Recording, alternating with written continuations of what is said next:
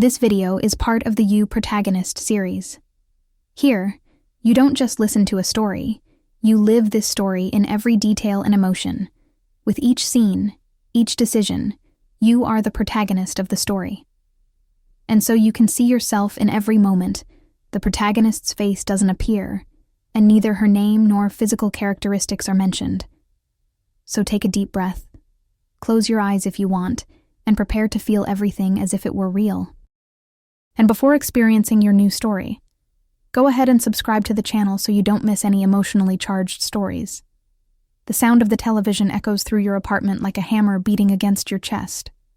You're sitting there, paralyzed on the couch, watching your world crumble live on screen. Your name appears in bold letters on the news ticker, associated with a financial scandal you never imagined existed. The anchor speaks with that calculated seriousness of evening news programs, but every word sounds like a death sentence for everything you've built. Your fingers tremble as you hold the remote control. You change channels, but it's useless. All the networks are covering the same story. Your stomach contracts in a wave of nausea when you realize there's no escape. Not this time. Not when your name is being publicly destroyed for something you didn't do, didn't touch, didn't even know was happening. The phone rings. Once, twice, 3 times. You look at the screen and see unknown numbers alternating with contacts from journalists who somehow got your private number. The sound becomes deafening, echoing off the apartment walls that suddenly seem too small, too stuffy, too exposed. Your hands fly to your ears, trying to block out the noise that seems to be coming from inside your own head. That's when you hear voices from outside, loud voices, questions being shouted through the door, journalists. They found your address. You jump up, your legs shaky, and walk to the window.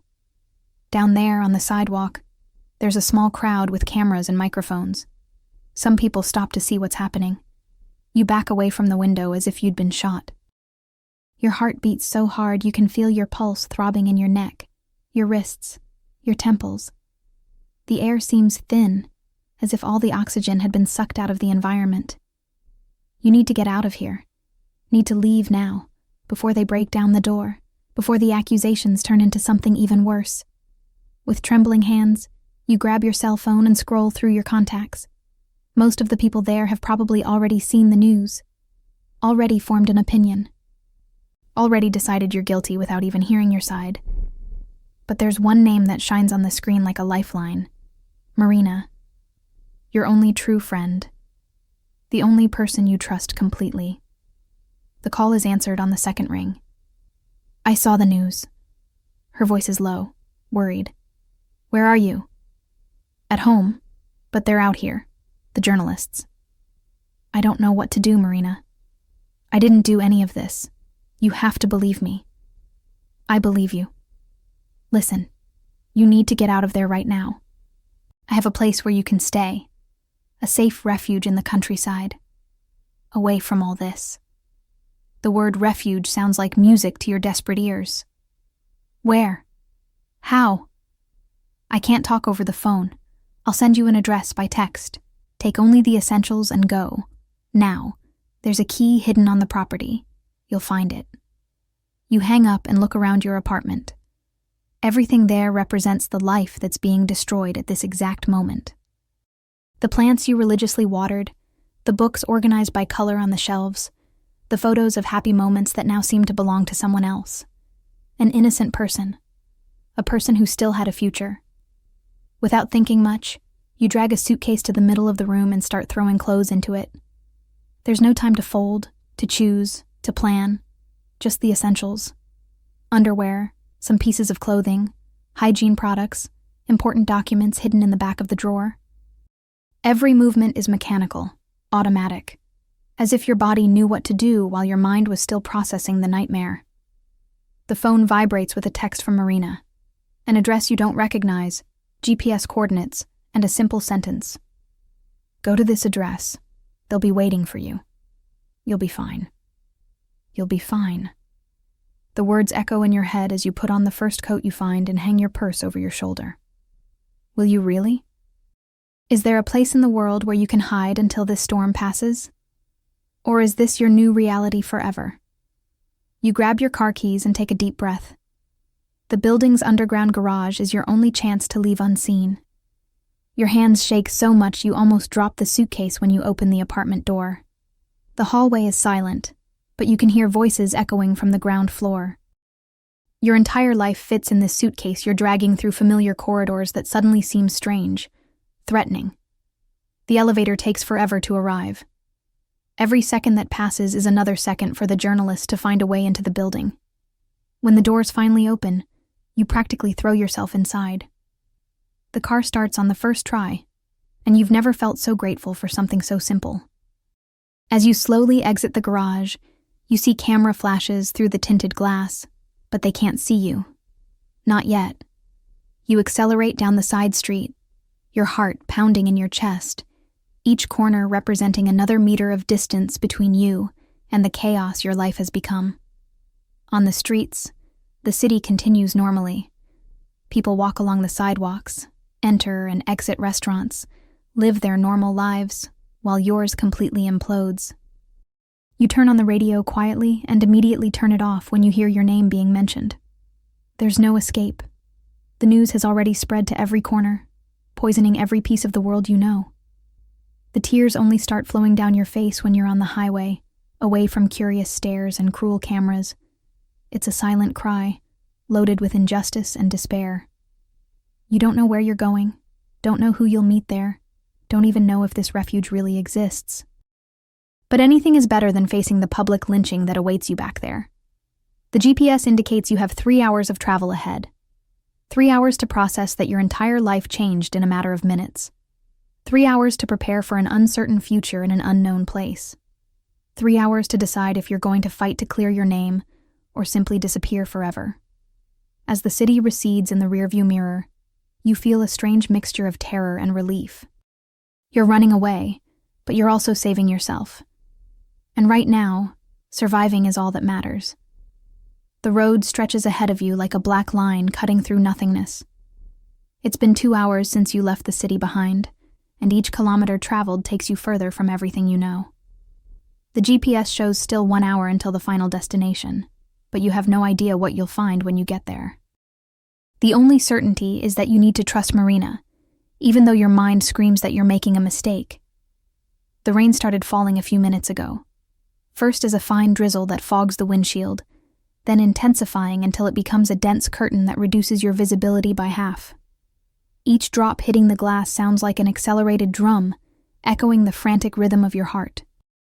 The car's interior has become your small mobile refuge, but not even here can you completely escape the thoughts tormenting you. With each headlight that appears in the rearview mirror, you feel a stab of panic. What if it's a journalist? What if someone recognized you on the road? What if your escape has already been discovered? You accelerate a bit more, your sweaty hands sliding slightly on the leather steering wheel. The radio murmurs quietly, but you don't dare turn up the volume. You're afraid to hear your name being mentioned again, afraid to discover that the scandal is spreading even more, gaining proportions you can't imagine. The instrumental music playing seems too out of place for the chaos that is your life at this moment. You turn it off, preferring the sound of rain and the engine to the risk of being surprised by bad news. The road is getting more and more deserted. The signs indicate small towns you've never heard of, names that sound distant and strange. You moved from the metropolitan area to the countryside without even noticing when exactly this happened. The city lights were left behind long ago, replaced by a dense darkness that seems to swallow everything around the car. Your eyes burn from concentrating so much on the wet road. The caffeine from the last coffee you drank hours ago has already worn off, and physical fatigue is beginning to mix with emotional exhaustion. But you can't stop. Not now. Not when you're so close to what Marina called a refuge. You repeat this word in your mind like a mantra. Refuge, refuge, refuge. The GPS announces you should exit at the next exit, and your stomach contracts in a mixture of relief and apprehension. The exit is barely noticeable, a secondary road that seems to lead to the middle of nowhere. You hesitate for a second before turning the wheel. Is this really the right direction? The road is narrower, barely paved, and you feel every pothole through the car's chassis. The trees close in from both sides of the road like dark green walls, creating a natural tunnel that seems to suck all available light. Your headlights cut through the darkness, but only reveal more wet asphalt stretching ahead. There are no houses, no street lighting, no signs of civilization. You start to question whether the GPS made some error, whether you should have turned somewhere you passed without noticing. Your heart races when you see a small, discreet sign indicating private property. This is it. It has to be here. You slow down even more, following a private road that serpentines through the trees. The path is better paved than the public road, which is strange for such an isolated region. Someone invested serious money in this property. Your headlights finally illuminate something ahead. A gate. But it's not a simple wooden gate like you'd expect to find on a rural property. It's an imposing wrought iron structure, with elaborate details that even in the darkness convey luxury and power. And there's something else that makes your heart almost stop. A guard booth next to the gate, with lights on, and a male silhouette moving inside. You stop the car a few meters from the gate, your hands trembling on the steering wheel. The windshield wiper continues its hypnotic movement, spreading water in a constant rhythm that doesn't match the irregularity of your breathing. You need to calm down, need to seem confident, need to convince whoever's in that guard booth that you have the right to be there. A man exits the guard booth and walks to your car. He's tall, wearing a dark waterproof coat, and moves with the precision of someone accustomed to tense situations. When he lightly taps on the window, you almost jump from your seat. Your hands tremble as you lower the window just a few centimeters. "Good evening." His voice is deep, controlled. "This is private property. Are you lost, miss?" You swallow hard before managing to speak. Marina sent me here. She said I would be expected." Something changes in the man's expression. Not exactly surprise, but a kind of cautious recognition. He takes a radio from his belt and speaks something too low for you to understand. The conversation lasts a few seconds that seem eternal, punctuated only by the sound of rain hitting the car's roof. "Could you show me an ID, miss?" he asks, returning to the window. Your hands shake as you take your wallet and show your ID. The same document that a few hours ago was being associated with a financial scandal on national television. The guard examines the document with a small flashlight, and you hold your breath hoping he doesn't make the connection. If he recognized your name from the news, he doesn't show it. He just returns the document and walks back to the guard booth. The gate begins to open slowly, with a low electric motor sound. The man signals for you to proceed, and you accelerate gently, passing through the gates that automatically close behind you. The property that reveals itself ahead through your headlights is different from everything you expected. The paved path serpentines through elaborate gardens. Even in the dark, you can distinguish the extreme care with landscaping. Imperial palms line both sides of the path, their leaves dancing in the rain like giant fingers waving in the darkness. As you advance, automatic lights turn on, illuminating your path and revealing more details of the property. It's not just luxurious, it's ostentatious. Water fountains, sculptures, gardens that seem to have come out of an architecture magazine. And there, at the top of a small hill, a mansion rises against the stormy sky. The construction is imposing even in the darkness. Modern lines mixed with classic elements, large glass windows that reflect the light from your headlights, a facade that screams power and money. You stop the car in the circular area in front of the main entrance, and even through the rain you can see there are more cars parked there. Expensive cars, discreet ones, the type that go unnoticed but cost more than you earned in a year. You sit for a moment, the engine still running, looking at the house ahead of you. Marina never mentioned that the refuge would be a place like this. In fact, Marina never mentioned many details about this place. And now, alone in the darkness and rain, you begin to question what you really know about your friend, about the connections she has, about the kind of favor she called in to get this shelter for you.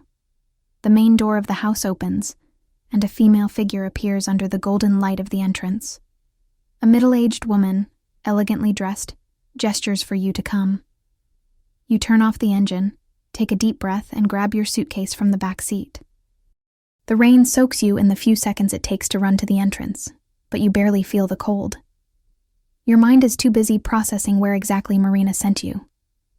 The woman who receives you at the door has a polite but distant smile, as if receiving unexpected visitors in the middle of the night were something routine in her life. She's impeccably dressed even at this late hour, with a light linen outfit that doesn't have a single wrinkle, hair pulled back in a perfect bun that not even the night's humidity could undo. There's something in her posture that screams professional efficiency. "Good evening," she says with a smooth but controlled voice. "I'm Helena, the property's housekeeper. You must be exhausted from the trip. Please come in." You step into the entrance hall and are immediately enveloped by an atmosphere of silent luxury. The marble floor gleams under the light of a crystal chandelier that seems to have come from a European palace. Your wet footsteps leave marks on the polished floor, and you suddenly feel inadequate with your soaked and wrinkled clothes from the trip. The house's interior is even more impressive than the facade. Dark wood furniture mixes with art pieces that even your untrained eye recognizes as valuable. Enormous paintings decorate the walls, somber portraits of men with penetrating gazes that seem to follow your movements. The air carries a subtle perfume of wood and leather, mixed with something floral you can't identify. "May I take your suitcase?" Helena asks, extending her hand with the same formal politeness.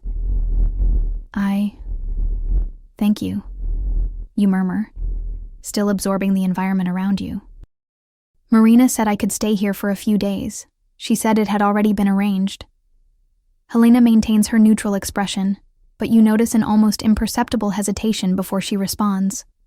"Of course. Everything has been arranged. I'll accompany you to your room so you can rest." You climb a majestic staircase that curves elegantly to the second floor. The mahogany handrail is impeccably polished, and you can feel the wood's quality under your fingers still trembling from adrenaline. With each step you climb, you have a better view of the lower hall, with its grandiose proportions. The stairway walls are decorated with more portraits, but these are different.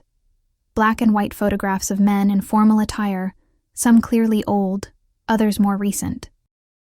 All have the same serious expression, the same air of authority that seems to be a trademark of this place. You try not to stare directly, but it's impossible to ignore the feeling of being watched by eyes that have crossed decades. "Has the property been in the family for a long time?" you ask, trying to fill the silence that was beginning to feel uncomfortable. "Yes," Helena responds concisely, without elaborating. It's an answer that closes the subject without seeming rude, but makes it clear that certain questions won't be answered. The second-floor corridor extends in both directions, punctuated by dark wooden doors that keep their secrets well guarded. Helena guides you to the right, passing several doors until stopping in front of one at the end of the corridor.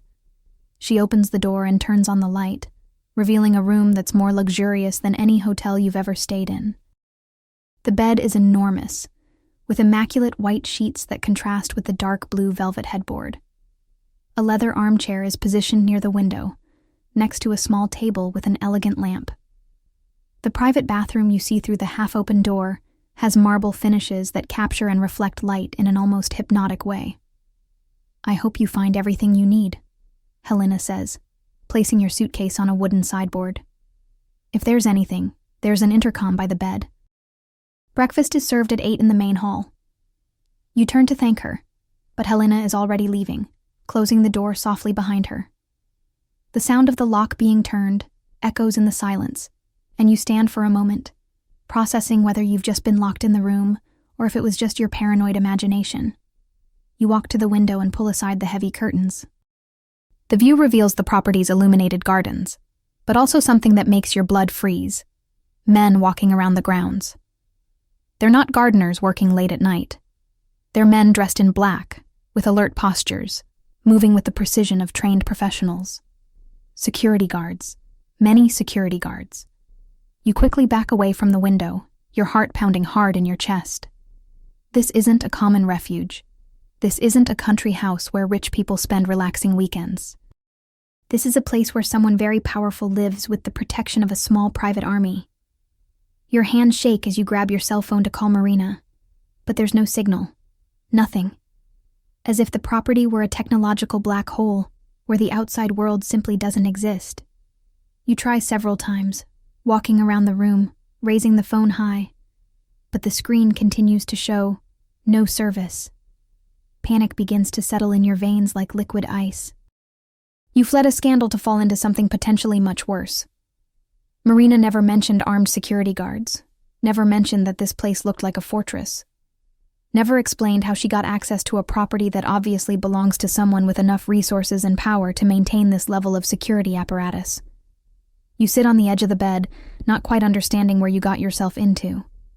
Reality begins to crystallize in your mind, like ice forming on a water surface. You're not in a refuge. You're in unknown territory, on the property of someone who clearly has reasons to live surrounded by heavy security. And Marina, your only connection to the outside world, apparently sent you here without providing the most important details. You walk to the door and turn the handle cautiously. It turns normally. It's not locked from the outside. This should be a relief, but somehow it only amplifies your anxiety. If you can leave the room, why do you feel like you're trapped? Why is every instinct in your body screaming for you to run? Through the door, you can hear distant sounds from the house. Low voices talking somewhere on the lower floor, the occasional clinking of glass, footsteps echoing in marble corridors. The house is far from sleeping. There's activity happening, business being conducted, a nightlife that normal people don't have. You return to the window and look again at the gardens. The men are still there, patrolling with the regularity of soldiers. One of them speaks into a radio from time to time, coordinating movements with others you can't see. This level of security isn't to protect a vacation home. It's to protect someone who has real, dangerous enemies. The question that echoes in your mind as you step away from the window is simple and terrifying. Who owns this house? And why does Marina have connections with someone who lives as if constantly at war? Sleep didn't come. You spent the last 3 hours tossing in bed, every sound from the house making your heart race. When you finally give up trying to sleep, the clock on the nightstand shows 3:30 in the morning. The house seems quieter now, but there's still an energy pulsing through the walls, as if the place never really rests. You get up and walk to the window again. The gardens are still being patrolled, but with fewer visible men. The rain has stopped, leaving everything with that wet shine that reflects the garden's post lights. That's when you hear it. Voices coming from somewhere below your room. A tense conversation, words muffled by the thick walls, but loaded with an authority that makes your skin crawl. Helena mentioned that coffee would be served at 8, but you need answers now. Need to understand where you are. Need to find a working phone. Need to know why Marina sent you to this place. Curiosity and desperation overcome fear, and you decide to leave the room. The corridor is bathed in golden penumbra, lit only by small wall sconces that create more shadows than light.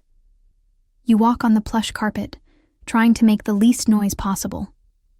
Each step on the staircase seems to echo amplified in the silence, even with your extreme care.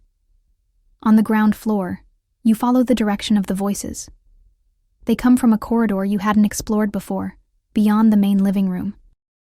The house's architecture is an elegant labyrinth of corridors that connect and separate, creating a sensation that you could easily get lost in these paths. The voices become clearer as you approach. One of them stands out from the others, deep, controlled, with a cadence that denotes natural command. There's something in that voice that makes something strange move in your stomach, a primitive response you can't explain. You find a door ajar at the end of the corridor, from where golden light leaks and the conversations emerge. Through the crack, you can see part of a luxurious office.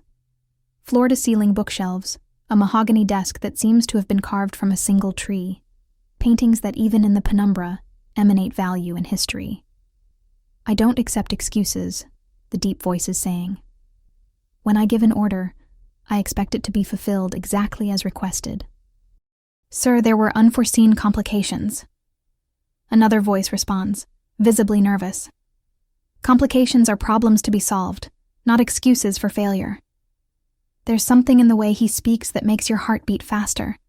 It's not just authority. It's pure power, distilled into words that don't admit contestation. You move closer to the door, trying to see who owns that voice that's doing strange things to your nervous system. "The meeting is over," he says with finality. "I want results by tomorrow at noon." You hear the sound of chairs being pushed, footsteps heading to the door. In panic, you realize there's no time to go back down the corridor without being seen. You hide behind a heavy curtain that decorates a nearby window, holding your breath as 3 men exit the office and walk away in the opposite direction. When the corridor returns to silence, you emerge from the curtain, but as you turn, you find the office door completely open. And there, leaning against the doorframe with an expression between amusement and curiosity, is the most magnetically dangerous man you've ever seen in your life. He's tall, must be a little over 30, with dark hair that seems eternally disheveled on purpose. He wears a white dress shirt with sleeves rolled up to his elbows, revealing forearms that suggest contained strength. But it's the eyes that paralyze you, dark as strong coffee, penetrating in a way that makes you feel he's seeing directly through all your defenses. "Well," he says, and that deep voice you heard through the door now vibrates directly through your chest. "It seems we have an eavesdropper." The smile that curves his lips isn't exactly hostile, but it's not comforting either. It's the smile of a predator who found something interesting to play with. You feel your cheeks burn with shame for being caught spying, but there's also something more. A magnetic attraction that your rational mind is screaming for you to ignore. Sorry," you manage to murmur, your voice coming out hoarser than intended. "I couldn't sleep and heard voices, and decided to investigate. It's not a question." He steps away from the doorframe and walks toward you with fluid movements that remind you of a feline. "Curiosity can be a dangerous quality," he says, leaving the phrase hanging in the air like both a warning and a provocation. You feel your cheeks burn with shame for being caught spying.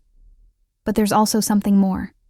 A magnetic attraction that your rational mind is screaming for you to ignore. There's something about his presence that makes your heart race in a way that has nothing to do with fear. "I'm Dante," he continues, introducing himself with the naturalness of someone accustomed to commanding any situation. "And this is my house." The revelation falls on you like cold water. This magnetically attractive, dangerous man, with his eyes that seem to see your soul, and his voice that makes your body react in ways you didn't expect, is the owner of this fortress. It's him who lives surrounded by armed security guards, him who conducts meetings in the middle of the night with men who clearly fear him. "Marina sent me here," you manage to say, trying to maintain some composure while he continues approaching. "Marina." There's something in the way he pronounces the name that suggests a complicated history. "Interesting. She didn't mention she would be sending someone to my house." The implication hits you like a punch. Marina lied. To you, to him, or to both. You were sent to the house of a man who wasn't expecting your visit, a man who clearly isn't someone who appreciates surprises. "I can leave," you say quickly, panic beginning to overcome the strange attraction you're feeling. "I didn't want to bother you. I just needed a place to hide," he completes, and there's an understanding in his eyes that completely disarms you. "Yes, I know about the scandal. I recognized the case when Helena informed me about our unexpected guest." The air between you seems charged with electricity. He's close enough now for you to feel the heat emanating from his body, can detect a subtle perfume of wood, and something masculine that makes your head spin slightly. There's danger in this man. You can feel it in every fiber of your being. But there's also something more. A primitive attraction that's making your body react in ways that defy all logic. The air between you is charged with a tension that makes every nerve ending in your body vibrate on maximum alert. Dante continues observing you with those dark eyes that seem to decipher every thought passing through your mind. There's something predatory in the way he studies you, but also a genuine curiosity that makes your stomach contract in confusing ways. "So," he says, crossing his arms over his chest in a way that makes the muscles move under his white shirt, "Marina decided to use my house as a refuge for fugitives without consulting me." The word fugitive resonates in your ears like an alarm bell. Is that what you are now? A fugitive hiding in the house of a man who clearly isn't someone to mess around with? The reality of your situation begins to crystallize in a way that makes your legs weak. I didn't know she hadn't spoken with you, you manage to murmur, trying to ignore the way your voice sounds small and vulnerable in the corridor's silence. If you want, I can leave right now. Dante tilts his head slightly, as if considering the offer. But there's something at the corner of his mouth, a suggestion of a smile that doesn't reach his eyes, that makes you suspect he has no intention of letting you go so easily. Where would you go? He asks, and the question is as simple as it is devastating. Back to the city where journalists are hunting you? To some friend's house who has probably already formed an opinion about your guilt or innocence based on what they saw on television? Each word is like a knife cutting your options one by one, until you realize there's nowhere to go. There's no one to trust. There's no safe place other than this one, even if this place comes with its own set of dangers. You're right, you admit, and hearing the words come out of your mouth makes something break in your chest. I have nowhere to go. Then it seems you'll be staying here for a while, he says, as if the decision were his to make. And maybe it is. Maybe in his world, in his territory, all decisions are his. He moves through the corridor and you follow him automatically, as if being pulled by a magnetic force you can't resist. His footsteps echo with confidence on the marble, while yours are hesitant, uncertain. You walk in silence until you reach a room you hadn't seen before, a smaller, more intimate living room, with dark leather sofas and a fireplace that crackles quietly. Sit, he says, more a gentle command than an invitation. You settle on the edge of a sofa, hands intertwined in your lap to prevent him from noticing how they're shaking. Dante serves himself a whiskey from an expensive bottle on a wooden sideboard, his movements fluid and controlled. When he turns to you with the glass in hand, there's something different in his expression. Marina owes me some favors, he finally says, after taking a sip of the drink. Favors she apparently decided to collect without asking me. There are layers of meaning in those words that you can't completely decipher. What kind of favors does a normal person owe someone like Dante? And why has Marina never mentioned having connections with men who live in fortresses and conduct business in the middle of the night? What kind of business do you have? The question comes out before you can censor it, driven by the desperate need to understand where you've gotten yourself into. Dante laughs, a low sound without much humor. The kind of business I don't discuss with unexpected visitors at 3 a.m. The answer is a non-answer, but the way he delivers it makes it clear there will be no elaboration. You're in his territory now, following his rules, living by his standards, and one of those rules is apparently not asking questions about subjects he doesn't want to discuss. But I can say this, he continues, approaching until he's standing directly in front of you. My house is safe, safer than anywhere you could hide on your own. The men you saw in the gardens, the cameras, the security systems, all of this exists for good reasons. The implication is clear. He has enemies. Real, dangerous enemies who require extreme protection measures. And now you're in the middle of it, protected by the same systems that protect a man who clearly lives a life full of dangers you can't even imagine. You're afraid of me, he observes. And it's not a question. It's a statement made with the confidence of someone who knows how to read people very well. You want to deny it, but the words die in your throat when he crouches down to be at your eye level. Now you're face to face, and you can see every detail of those dark eyes, can feel the heat of his breath touching your skin. You should be, he whispers. And there's something in his voice that makes every cell in your body awaken, but not for the reasons you imagine. Your heart is beating so hard you're sure he can hear it. There's something happening between you, an electric current that crackles in the air and makes your skin tingle. It's dangerous. It's imprudent.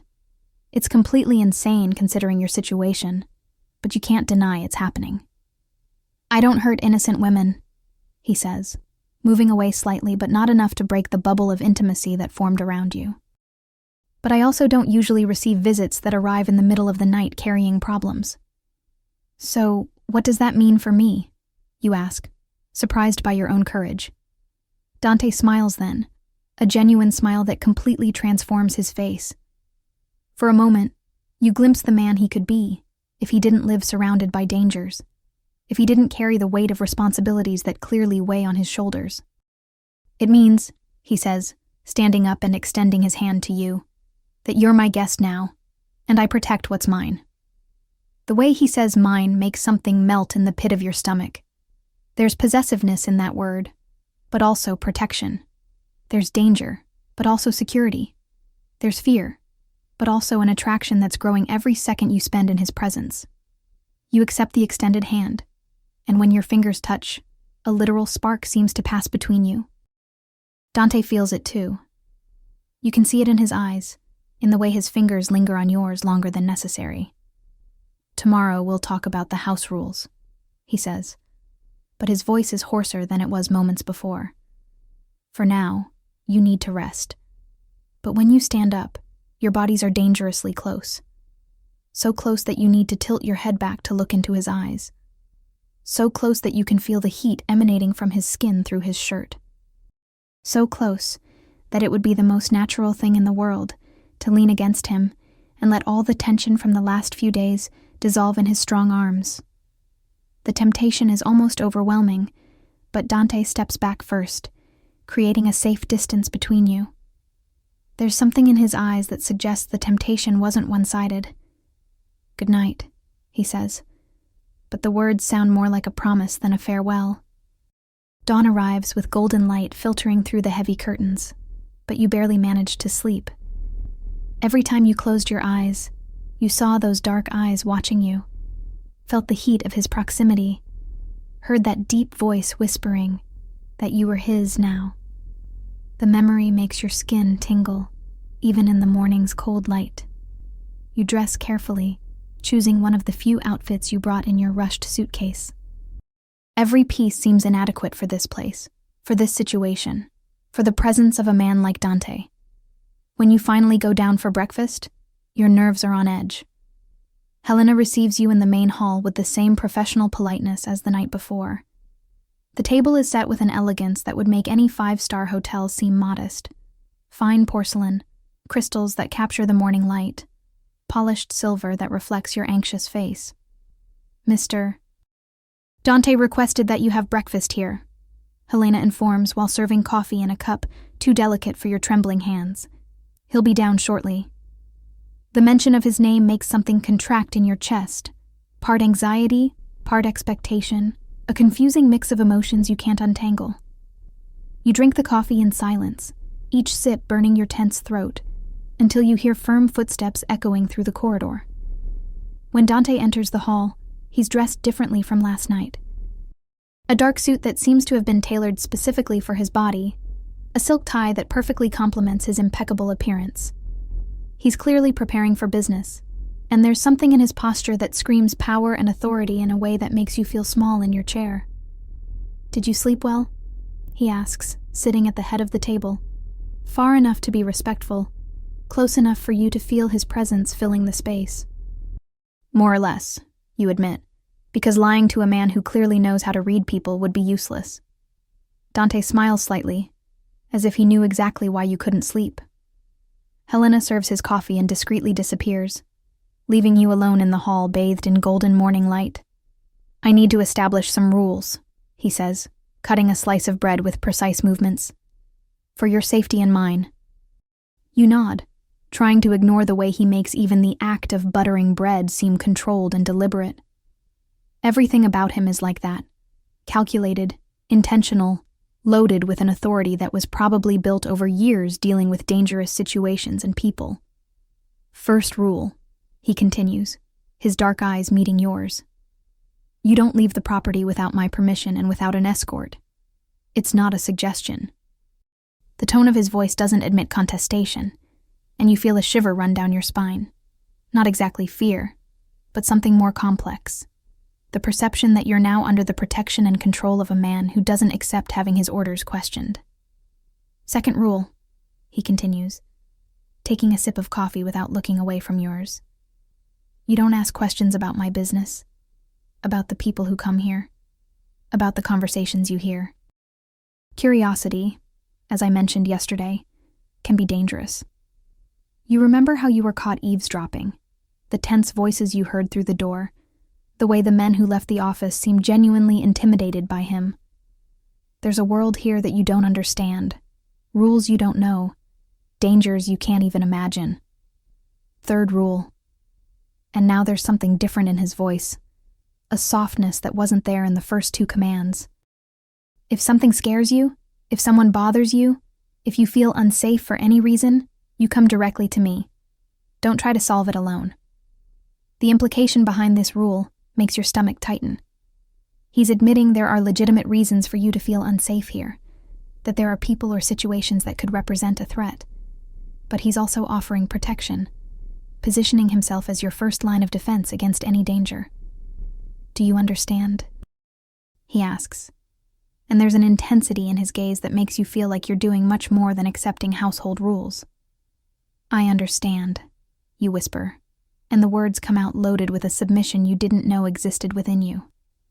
Dante nods, apparently satisfied, but you notice his eyes linger on your face longer than strictly necessary, as if he were memorizing your features, cataloging your reactions, learning to read you the same way he clearly learned to read everyone around him.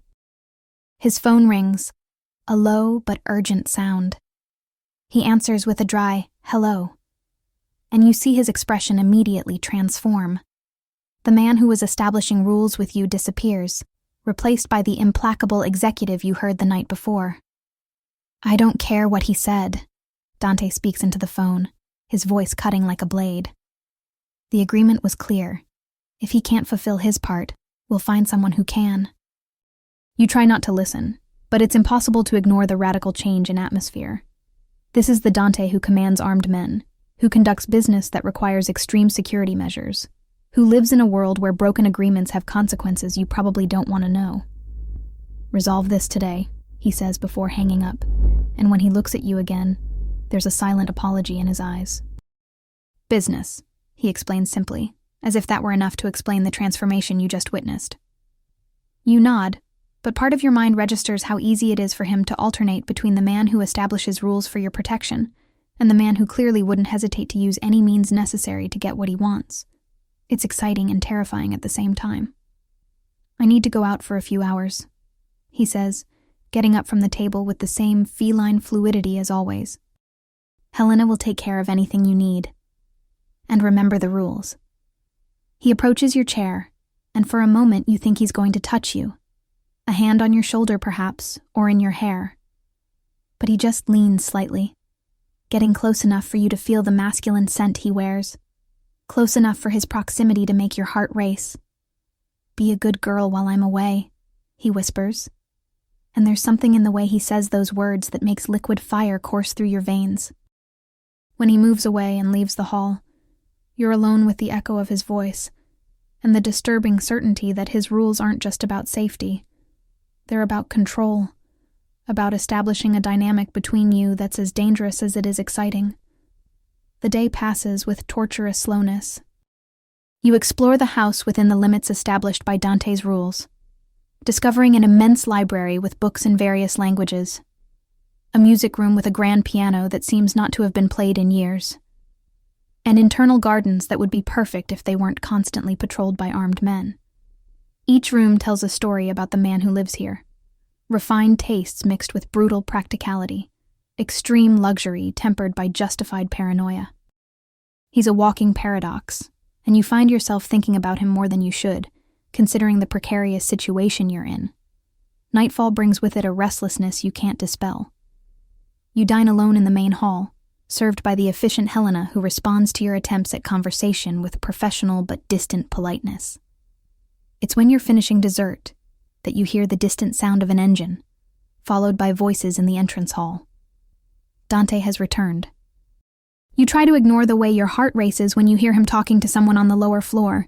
Try to pretend you're not paying attention to every muffled word you can catch through the walls.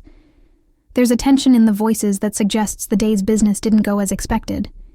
It's almost midnight when you finally accept you won't be able to sleep. The restlessness is gnawing at your nerves, and you decide to go down to get a book from the library. Maybe some reading can calm your agitated mind.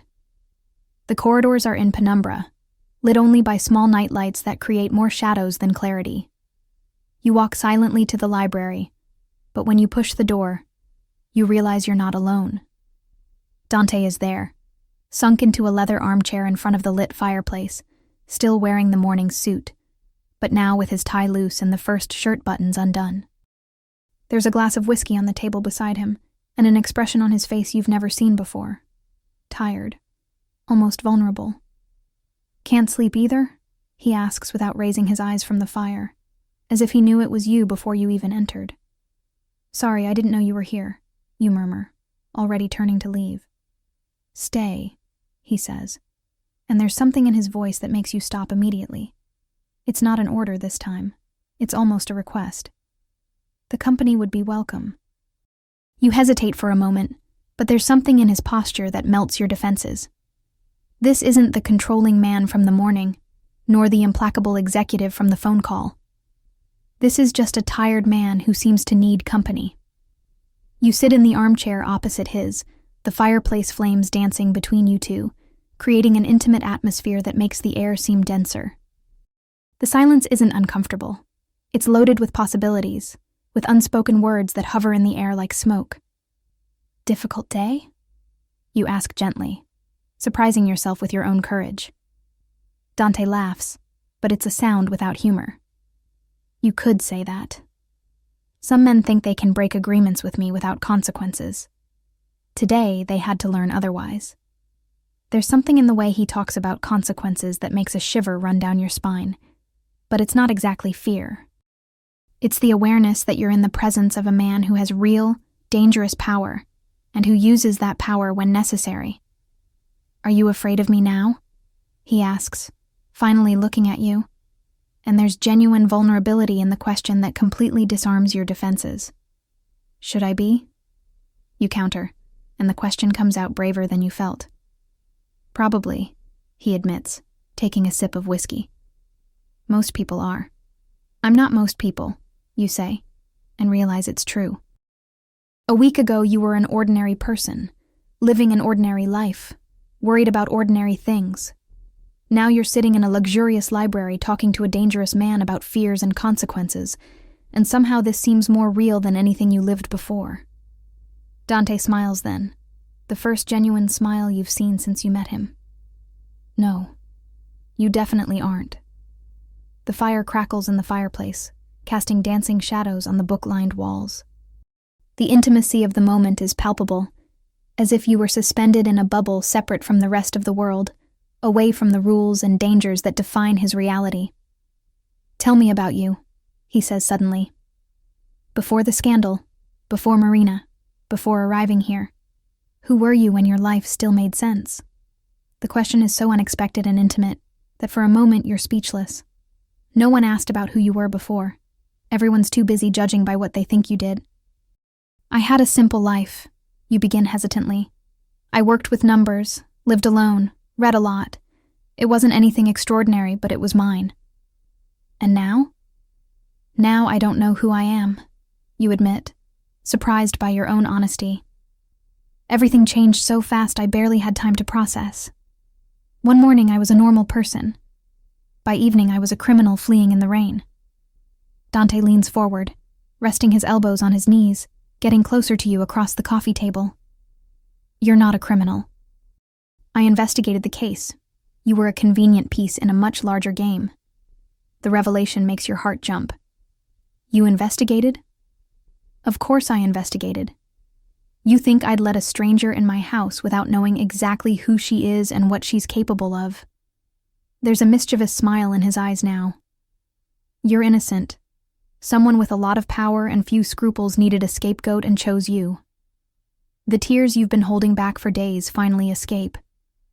Hearing someone say they believe in your innocence, that they investigated and confirmed your version, is more relief than you can bear. You cover your face with your hands, trying to control the crying that threatens to become sobs. "Hey." His voice is closer now, and when you look through the tears, you see he moved to the edge of his armchair. "It's okay." "It's not okay," you managed to say between tears. "My life was destroyed by something I didn't even know was happening." And even if you believe me, the rest of the world won't. The rest of the world doesn't matter, Dante says with a conviction that makes you believe him. And as for your life being destroyed, maybe it's time to build a new one. There's something in the way he says this that makes you stop crying. An implicit promise, a suggestion that this new life could include him. This place, this dangerous but exciting reality. How does someone build a new life from nothing? You ask. Dante stands up and extends his hand to you, exactly like he did the night before. Starting with small steps. When you accept his hand and stand up, you're very close again. But this time there's no tension or fear. There's just a genuine connection, a mutual understanding that transcends the bizarre circumstances that brought you together. Thank you, you whisper, for believing me when no one else did. You're welcome, he responds, but his voice is hoarse in a way that makes something melt in the pit of your stomach. For a moment, you stand there, hands intertwined, looking into each other's eyes in the firelight. The attraction that had been growing between you finally finds space to breathe, away from rules and formality, in the honest intimacy of this stormy night.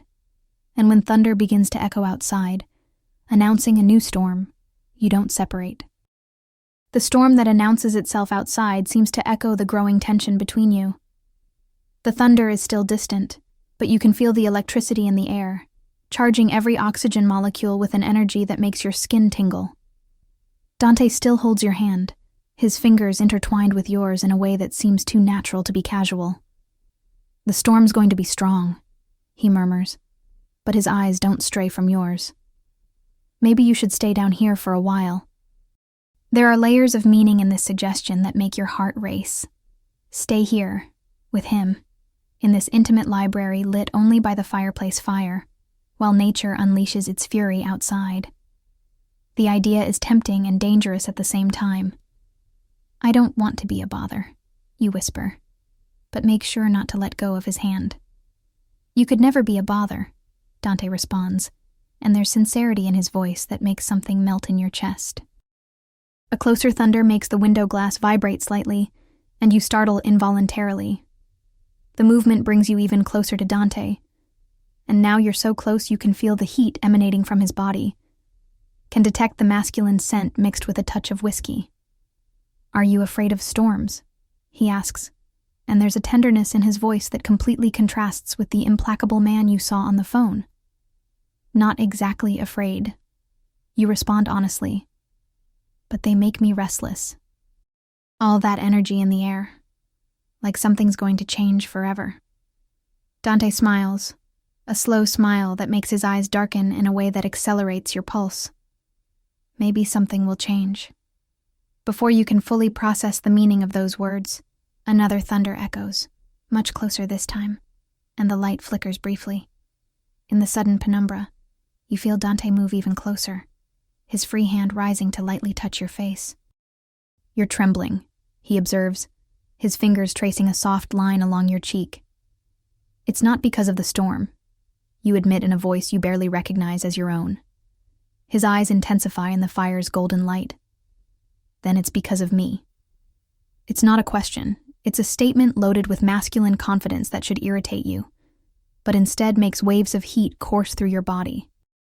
You can't deny it, not when you're trembling under his touch, not when every fiber of your being is clamoring for more proximity. Dante. You whisper his name like a prayer or a plea.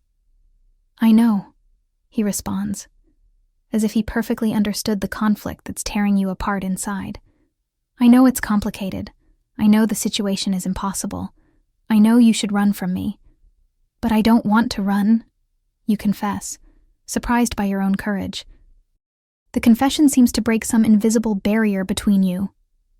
Dante leans closer, his forehead almost touching yours, his breath mixing with yours in the tiny space that separates you. You have no idea what you're doing to me, he murmurs, his voice hoarse with contained desire. Show me, you whisper, and the words come out before your rational mind can censor them. For a moment, you're suspended on this dangerous threshold, accelerated breaths, hearts beating in sync, the external world reduced to nothing but the approaching storm and the fire crackling in the fireplace. You can feel his internal conflict, the struggle between desire and sense of responsibility. "You don't know what you're asking," he says, but his hand moves from your hair to the base of your neck, his thumb tracing small circles that send electric shocks through your nervous system. "Then teach me," you respond, leaning into his touch like a flower seeking the sun. Dante closes his eyes for a moment, as if fighting with himself. When he opens them again, there's a determination in them that makes your stomach contract with anticipation. "There are things about me you don't know," he says, his voice low and intense. "Things that could scare you." "I'm tired of being afraid," you respond, and realize it's true. "I'm tired of living defensively, of hiding, of letting others decide my fate." The rain finally begins to fall, first as sparse drops on the windows, then intensifying until it becomes a dense curtain that isolates you from the rest of the world. In the library, surrounded by thousands of silent stories, you write the first chapter of your own forbidden story. "Are you sure?" Dante asks one last time, but you can see in his eyes that he's already made his decision, that the lines you'd been dancing around will finally be crossed. "Absolutely," you whisper. And when he finally eliminates the last centimeters between you, when your lips meet in the first kiss that will change everything forever, you know there's no going back. The kiss is everything you imagined, and nothing you expected at the same time. Soft at first, almost hesitant, as if Dante were giving you one last chance to pull back. But when you respond, when your hands find his chest, and you lean in for more proximity, something inside him breaks free. His lips move against yours with contained passion that makes your entire world spin off its axis. There's hunger in this kiss, days of tension being released all at once. But there's also tenderness, a reverence that makes tears form behind your closed eyelids. His hands find your waist, pulling you closer until there's no more space between you. You can feel his heart beating against your chest, can feel his accelerated breathing mixing with yours. The world is reduced to this moment, to this sensation, to this connection that seems to have been inevitable since the first glance. When you finally separate, it's just enough to breathe. Dante rests his forehead on yours, eyes still closed, as if he were savoring the moment. "God," he whispers, his voice hoarse. "You have no idea how long I've wanted to do this." Your heart races even more hearing the confession. "Since when?" "Since I saw you that first day, trembling in the corridor with those scared but defiant eyes," he admits, opening his eyes to look at you with an intensity that makes your legs weak. "You intrigued me in a way no woman has managed in years." His words awaken something powerful in your chest. Knowing you weren't the only one to feel this magnetic attraction, that he was also fighting against it, makes everything seem less scary and more inevitable. "I thought I was going crazy," you confess, your hands still resting on his chest, feeling the soft fabric of his shirt under your fingers. "I couldn't stop thinking about you." Dante smiles, a genuine smile that completely transforms his face. "Welcome to the club. You managed to mess up my concentration in a way my enemies would thank me for if they knew." The mention of his enemies should haunt you, should remind you of the dangers surrounding this man. But right now you can't bring yourself to care. All that matters is the way he looks at you, as if you were the most precious thing he'd ever held. "I don't want to think about your enemies now," you whisper, rising on your tiptoes to kiss him again. This time, he doesn't hesitate. The kiss is deeper, more urgent, loaded with all the sleepless nights thinking about each other, with all the moments of tension that culminated in this instant. Your hands find his hair, fingers intertwining in the dark strands, and he groans softly against your lips. The sound goes straight to your core, awakening sensations you didn't know existed. When he gently pushes you against the bookshelf behind you, you go willingly, lost in the sensation of having his body pressed against yours. "We need to stop," he murmurs against your lips, but his actions completely contradict his words. His hands trace the outline of your back, pressing you even closer to him. "Why?" you ask, genuinely confused about why something so right should stop. Because if we don't stop now, I won't be able to control myself, he responds honestly, pulling away just enough to look into your eyes. And you deserve more than being devoured against a bookshelf on the first night. The implicit promise in those words makes liquid heat course through your veins. The idea that there will be other nights, that this is just the beginning, is simultaneously exciting and terrifying. What if I don't want you to control yourself? The question escapes before you can censor it. Dante's eyes darken dangerously. Be careful what you wish for, Angel. You don't know all my demons yet. The way he calls you Angel, loaded with tenderness and desire, makes your heart melt completely. There's something deeply intimate in the way the word sounds on his lips. Maybe I want to know them, you respond, surprised by your own boldness. Dante laughs, a low and seductive sound that vibrates through your chest. You're going to be my downfall. And you're going to be mine, you whisper back. The storm outside reaches its peak, lightning illuminating the library in dramatic flashes, but you barely notice. You're lost in each other, in kisses that become more desperate every second, in hands that explore with a hunger that has grown beyond control. When you finally separate, breathless and disoriented, the promise of more hangs in the air between you like a sacred vow. The days that follow the first kiss are an emotional roller coaster that challenges everything you thought you knew about yourself. Dante becomes a constant presence in your mind, even when he's not physically present. Every shared glance across the breakfast table carries a promise. Every casual touch when he passes you, an object leaves your skin on fire. You develop a subtle dance throughout the day. Seemingly accidental encounters in the corridors that result in stolen kisses against the walls, conversations about books in the library that invariably end with you in his lap in the leather armchair, whispers in the penumbra that make your entire body vibrate with anticipation.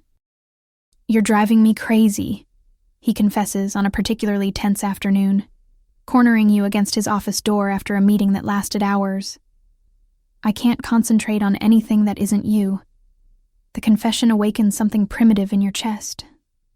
Knowing you have this power over such a controlled man, so in command of everything around him, is intoxicating in a way you've never experienced before. Good, you respond, running your fingers along his tie with a boldness that still surprises you. Because I can't think about anything else either. His eyes darken with that familiar intensity that makes your stomach contract with desire. You have no idea what it makes me want to do when you look at me like that. Then show me, you whisper, echoing the words you said in the library that first night. This time, he doesn't hesitate. The kiss is urgent, desperate, loaded with days of accumulated sexual tension. Your hands find his hair while he lifts you off the ground, your legs automatically wrapping around his waist.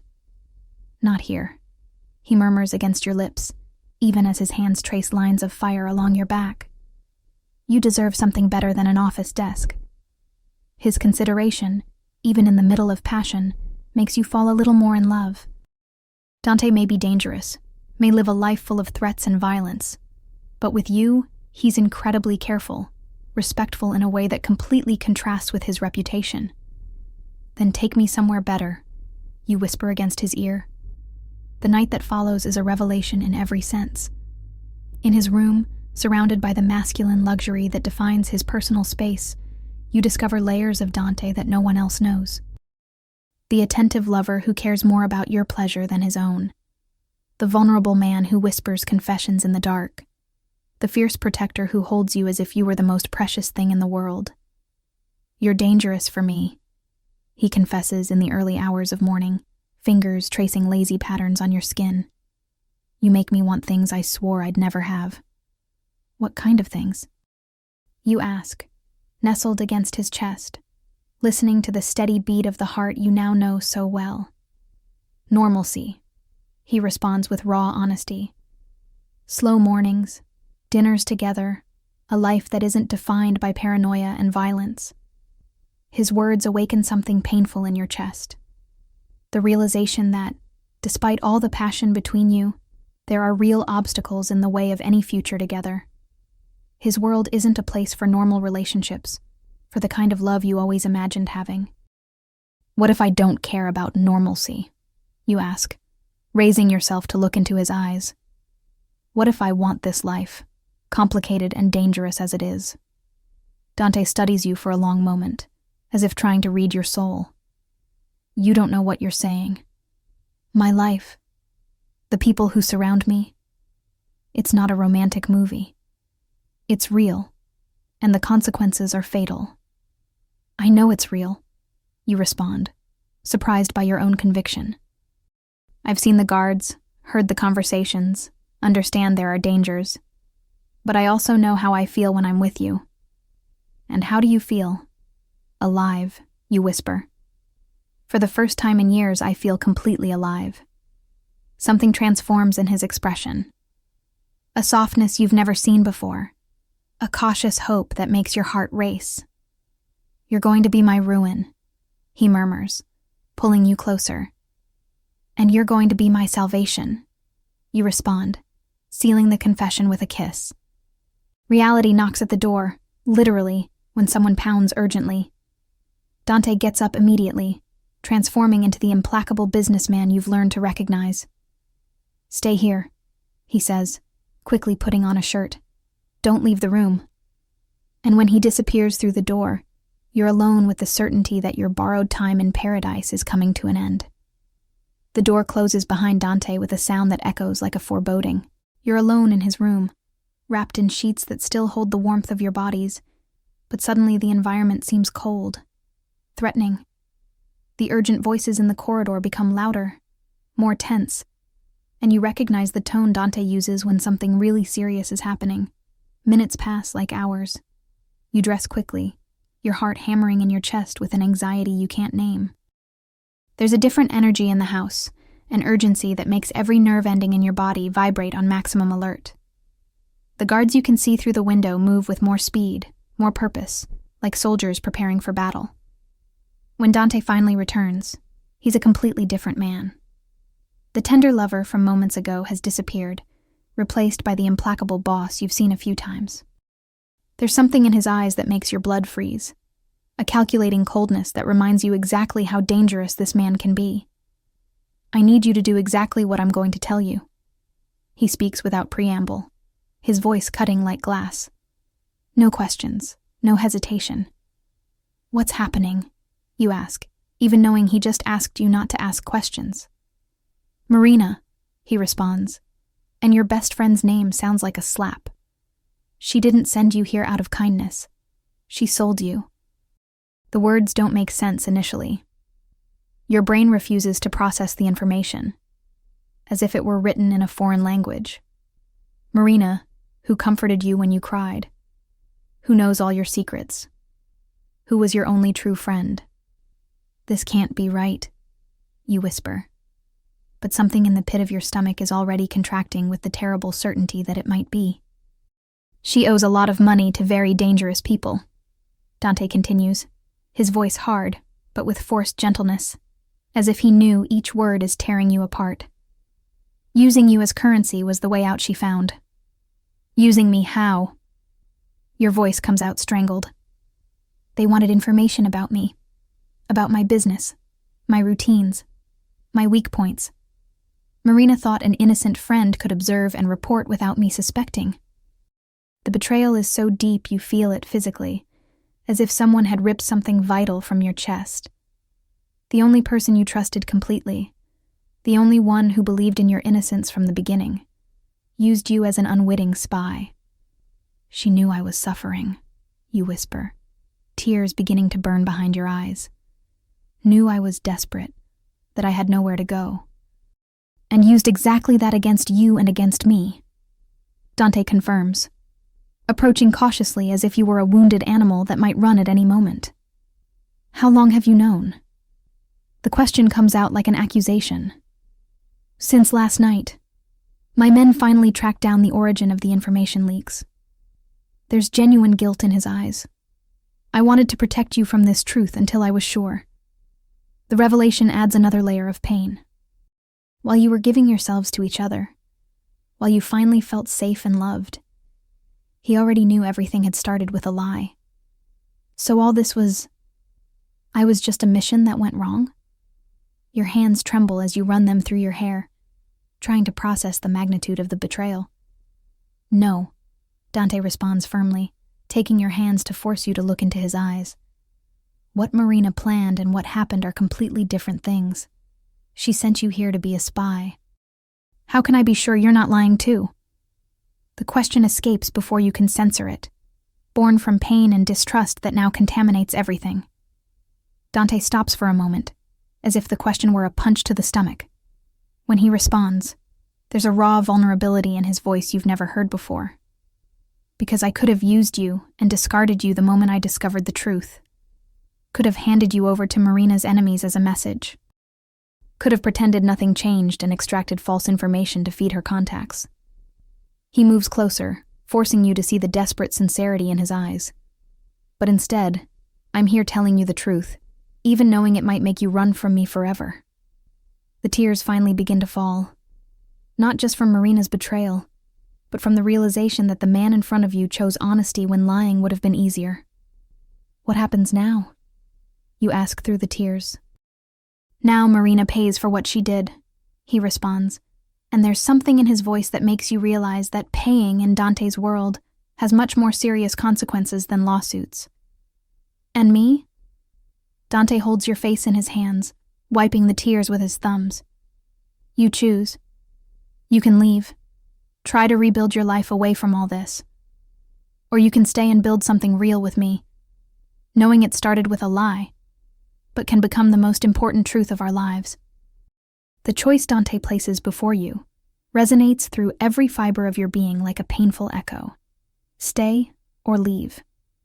Build something real with a dangerous man, or try to rebuild a life that's already been completely destroyed.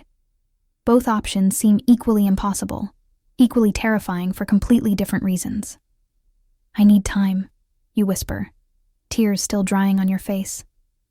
Time is exactly what we don't have, Dante responds, but there's gentleness in his voice despite the urgency. Marina and the men she owes money to will realize her plan failed. The reality of his words hits like a cold punch. Even if you choose to leave, there's no guarantee you'll be able to escape the consequences of the game Marina started.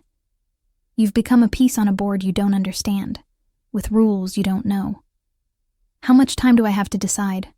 You ask, trying to find some control in a situation that seems to be rapidly disintegrating. Until dawn, he responds, looking out the window where the sky is still dark. After that, things are going to happen very quickly, and I can't guarantee your safety if you're undecided. Dante approaches, but stops at a respectful distance, as if he knew you need space to process everything that happened. There's something painfully beautiful in the way he respects your boundaries even in the middle of chaos. Can I ask something? Your voice comes out smaller than intended. Anything. If you had known from the beginning that Marina sent me here as a spy, would you still have cared about me? The question carries the weight of all your insecurities, of all the doubts that Marina's betrayal awakened. You need to know if his feelings are real or if they were built on a foundation of misinformation. Dante stays silent for a long moment, carefully considering the answer. When he finally speaks, there's a raw honesty in his voice that makes your heart race. I probably would have used you initially, he admits, and the honesty hurts more than a sweet lie. Would have fed false information through you, kept you around just to control what Marina received. The words are like knives, but you asked for honesty, and he's delivering exactly that. But, he continues, moving closer one step, it wouldn't have taken long for me to realize you were different. That you had no idea about the game being played around you. That you were genuinely innocent in every sense. How can you be so sure? Because I've spent my entire life learning to read people. It's a matter of survival in my world, he explains, his eyes never leaving yours. And you're the most genuine person I've ever met. Every emotion shows on your face. Every thought transpires in your eyes. You couldn't lie to me even if you wanted to. The observation should make you feel exposed, vulnerable, but instead there's something comforting about being seen so clearly by someone. So what you feel for me is real. You need to hear the words. More real than anything I've ever felt, he responds without hesitation. You came into my life like a storm, messed up all my defenses, made me want things I swore I'd never have. That can't be faked. You walk to the window, looking at the gardens that became familiar during these days. Each corner of this place carries a memory now. Conversations in the library, stolen kisses in corridors, the gradual discovery of a man who's much more complex than he appears.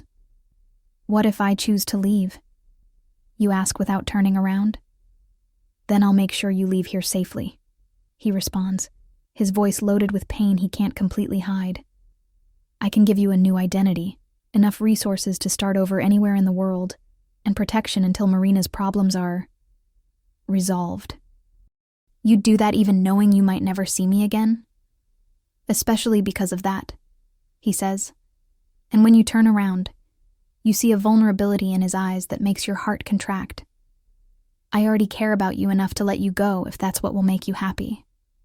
The words hang in the air between you like a sacred confession. He said the words that changed everything, that made the decision simultaneously easier and infinitely harder. I need the night to think, you say finally. Of course, he responds, but doesn't move to leave.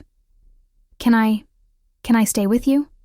Not to influence you, but because the idea of spending this night alone is unbearable. The vulnerability in his question melts your defenses. This powerful man, who commands respect and fear in equal measure, is asking permission to simply be in your presence. Stay, you whisper. You spend the night awake, sometimes talking about the future in cautious hypotheticals, sometimes simply in silence, memorizing the sensation of being close to each other. Each minute that passes is precious, because it might be one of the last. When the first rays of sun begin to appear on the horizon, you know your decision has been made. Not by logic, not by safety, but by the heart that refuses to accept a life without the man who transformed you. Dawn arrives like a golden promise filtering through the curtains, painting the room with soft tones that contrast with the intensity of the decision you made during the dark hours. Dante is awake beside you, watching you with an expression that mixes hope and resignation, as if he were preparing for any answer you might give. Have you decided? He asks softly, his voice hoarse after a sleepless night. You turn to face him completely, memorizing every detail of the face that became so important to you in such a short time. The dark eyes that initially intimidated you are now your refuge. The mouth that pronounces implacable orders during the day curves into smiles that are only yours. I've decided, you whisper, and see how he prepares for the impact, muscles tensing as if he were about to receive a blow. I'm staying, you continue, and watch the instant transformation in his expression. Relief, disbelief, and something that looks like gratitude mix in an intensity that makes your heart race. Are you sure? He asks, rising on his elbow to look at you better. Because once you choose this path, there's no going back. My life isn't simple, my world isn't safe, and there will be moments when you'll question your sanity. I know, you respond, surprised by the firmness in your own voice. But the alternative is living without you, and I discovered during the night that would be an existence, not a life. Dante closes his eyes for a moment, as if absorbing your words. When he opens them again, there's an iron determination in them that you recognize. It's the same expression he uses when making decisions that change everything. Then we're going to do this right, he says, getting up from bed with the sudden energy of a man who just received a second chance at life. What does that mean? It means you're no longer going to be just my guest, or my secret, he responds, dressing with efficient movements. If you're staying, it's as my true partner. That includes knowing about my business, knowing my world completely, understanding the risks and rewards. The idea is simultaneously exciting and terrifying. Are you sure you want to involve me that much? Dante stops what he's doing and comes to you, taking your face in his hands with a gentleness that contrasts with the intensity of the moment. I want you by my side in everything, he says with absolute conviction. In business, in decisions, in dangers, in victories. I want to build an empire with you. The words awaken something powerful in your chest. Not just protection, but true partnership. Not just love, but respect and complete inclusion in his life. And Marina? You ask, the wound of betrayal still sensitive. Marina will learn there are consequences for betrayal, he responds. And there's something in his voice that makes you realize justice in Dante's world is definitive. But that's my problem now.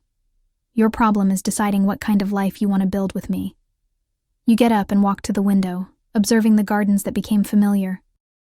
But now, instead of feeling like a disguised prisoner posing as a guest, you feel like someone looking at home.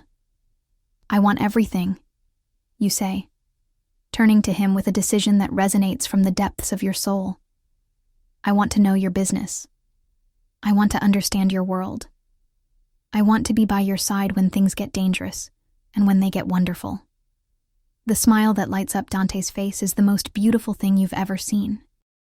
It's pure joy, unfiltered by the layers of control and caution that usually define his expression.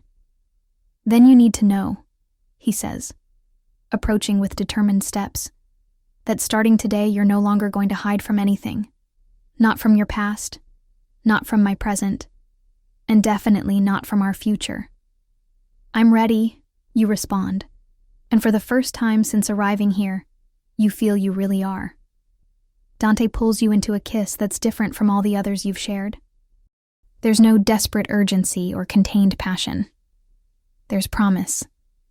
It's a kiss that seals an agreement, that marks the beginning of something new and powerful. When you separate, he rests his forehead on yours, breaths mixing in the intimate space between you. Welcome to my world, Angel, he whispers. Our world. Outside, you can hear the property waking up to a new day. Guards making their rounds, Helena preparing breakfast, Dante's business beginning its daily operations. But now, instead of being an external observer, you're part of all this. The scandal that brought you here seems like a lifetime ago. Marina's betrayal, though it still hurts, has become just the catalyst that led you to where you should be. Sometimes the greatest blessings come disguised as the worst tragedies. You step back slightly to look into the eyes of the man you chose, the man who chose you back. There's work to be done, challenges to face, a new world to navigate, but you'll do it together. Ready to start our life? Dante asks, extending his hand as he's done so many times before. But this time the gesture carries a completely different meaning. More than ready, you respond, intertwining your fingers with his. And when you leave the room together, it's no longer as protector and protected, but as true partners, ready to write your own story in the dangerous and passionate world you now share.